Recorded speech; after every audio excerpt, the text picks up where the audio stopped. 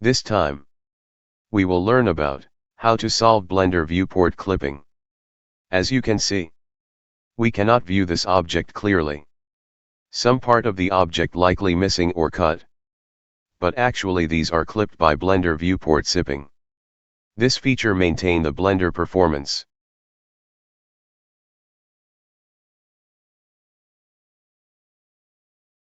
To solve this, open the End panel by pressing N keyboard button.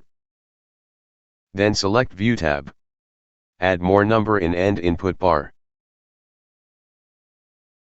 Viewport clipping solved.